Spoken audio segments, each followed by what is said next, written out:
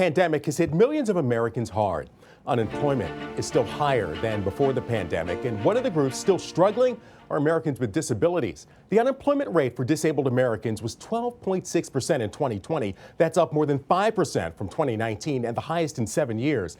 That number was even higher for women with disabilities at 13%. Young adults with disabilities between the ages of 20 and 24 had an unemployment rate in 2020 of 21%. But a revolution in the workplace could change that. The switch to work from home could benefit disabled Michiganders and help them rebound, earning a paycheck and building up their self-esteem. Accessibility to jobs has long been a challenge for Americans with disabilities.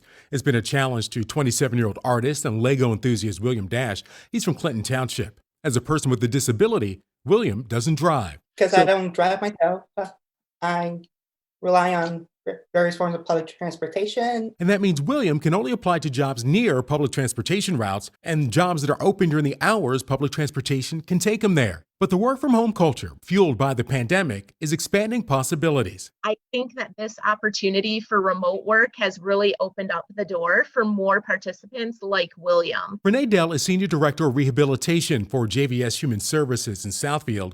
She says the chance to work remotely solves a lot of challenges for people with disabilities. You have access right there at home to your medication.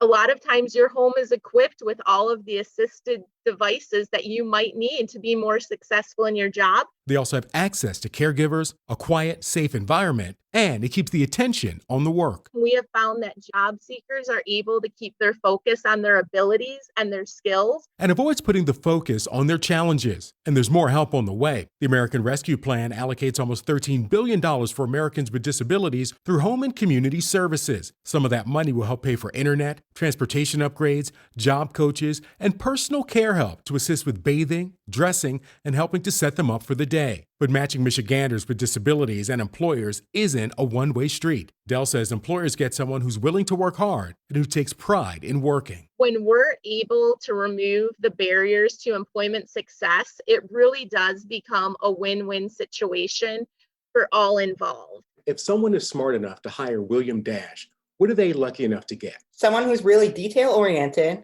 creative, out-of-the-box thinker. And William is looking for that win-win situation. The Oakland University grad is interviewing for a work-from-home job as an associate with a Fortune 500 company. The opportunity, though, isn't just about a paycheck. For William and so many others, it's about independence and dignity. A permanent full-time job will be a relief for William. The best way I could probably describe it is fresh rain after a long drought.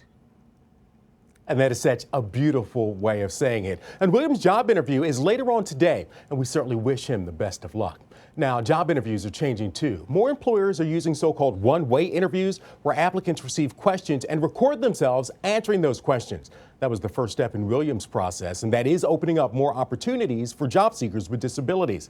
And the impact of remote work could also change the conversation around complying with the Americans with Disabilities Act and whether a work-from-home arrangement could be considered a reasonable accommodation. After all, tens of millions of Americans will be working from home today.